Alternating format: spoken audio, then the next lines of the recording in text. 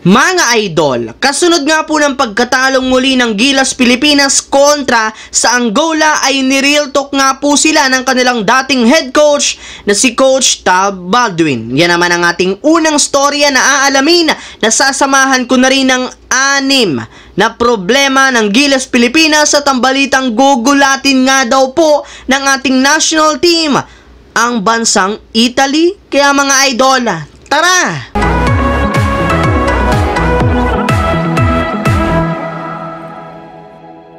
Matapos nga pong matalo ulit ang Gilas Pilipinas sa kanilang pangalawang game kontra sa Angola, marami nga pong mga fans ang nagalit at napupuno na sa kanilang head coach na si Chot Reyes dahil sa palpak nga daw ayon sa kanila ang desisyon nito. Kaya pinipilit na nga po ang SBP na payagan ng bumalik si Coach Tab Baldwin. And speaking of Coach Tab Baldwin mga idol, kasunod nga po ng pagkatalo ng Gilas Pilipinas sa kanilang mga nakaraang laban, nagsalita at nagbigay na rin naman nga ito ng advice sa ating national team.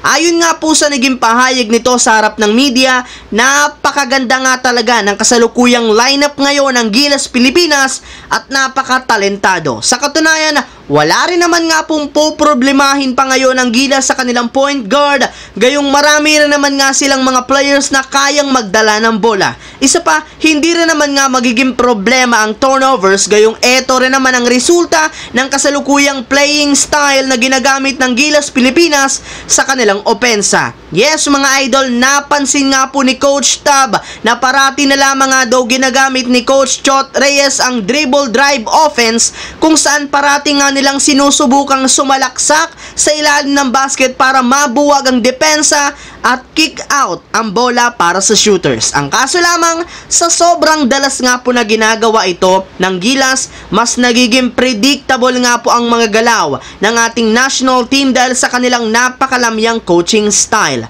Maliban nga po dyan, may iba pa nga pong problema ang ating Gilas Pilipinas sa kanilang koponan. Kasali nga po dito ay ang pagiging sobrang inconsistent ng shooting ng mga players. Sa katunayan, umabot lamang nga po sa 18.2% ang kanilang shooting sa 3-point line sa kanilang pagkatalo sa Angola. Susundan rin naman ito ng lack of familiarity ng kanilang mga manlalaro na dala rin naman ng kaunting araw na kanilang practice. Pang-apat naman, ang pagiging dependent nila sa ating kababayan na si Jordan Clarkson, kung saan kapag hindi nga ito gumagalaw o gumagawa ng puntos, wala nga pong iba pang nag-i-step up ng todo sa kanilang opensa.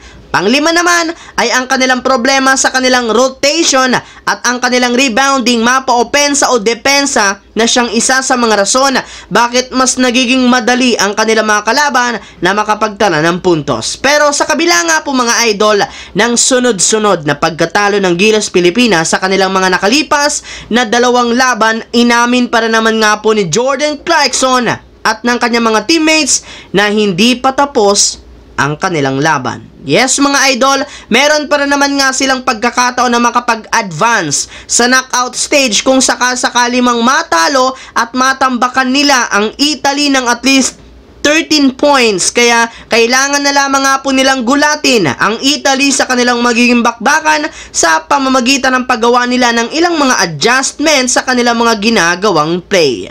Ang videong ito mga idol ay hatid sa inyo ng Aurora Game, isang play-to-earn mobile app na kung saan pwede kang kumita habang nag-e-enjoy ka. Maraming mga games dito mga idol gaya ng color game na alam kong siguradong mananalo kayo. Dragon versus Tiger na simple lang, pipili ka lang kung Dragon ba o Tiger ang mananalo. Meron ding toss a coin na alam kong alam nyo na at marami pang iba. Sobrang dali lang mag-register, gamit lang ang iyong mobile number, hintayin ang verification code at gumawa ng password. Madali lang din mag-cash in at pag panalo, cash out agad gamit ang iyong GCash account. Kaya ano pang hinihintay nyo mga idol?